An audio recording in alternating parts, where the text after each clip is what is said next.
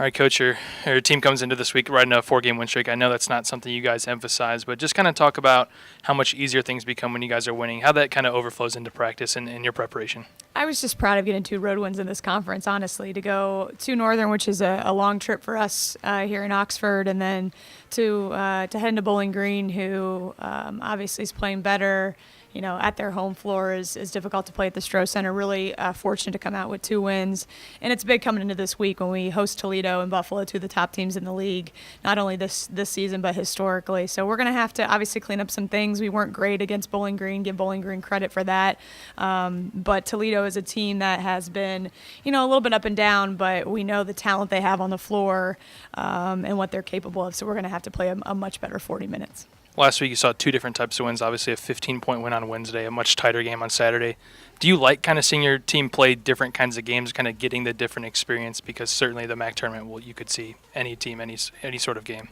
Yeah, we're just we're just battling out there. I feel like when we haven't played our best, we've been able to win a few games and steal a few games. I look at us and it's February, and I was talking to the team yesterday just about we haven't even put out the best Miami product we can put out.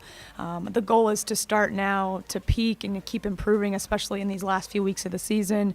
There's so much when you watch on film to address and get better at. We have to improve defensively. We have to do a little bit better job rebounding, and then now once teams have seen you and have scouted you, you got to be able to make some tweaks. You got to be able to execute and make plays down the stretch. I thought we were able to do enough at Bowling Green.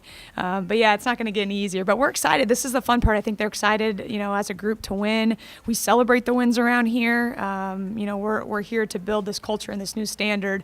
And while we're still a ways off, I'm excited about where the future of this program's going.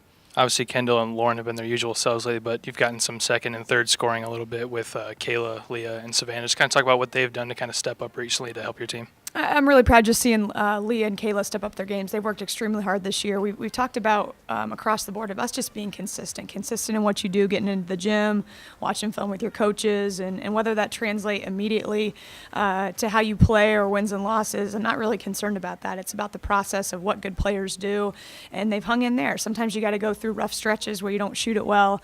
Savannah's continually improving for her being only a sophomore, you know, battling inside and in the paint and being a presence for us on the block, and she's always been able to shoot it from the outside, but seeing her be consistent now a little bit more and seeing some growth that way is great, because we all know what Lauren and Kendall have done for us up to this point. And what's nice is when they don't have their best, which they don't have to every night, to have, you know, somebody else ready to step up. And the good part about it, which I think it's difficult for teams hopefully to prepare against us, we don't know who it is.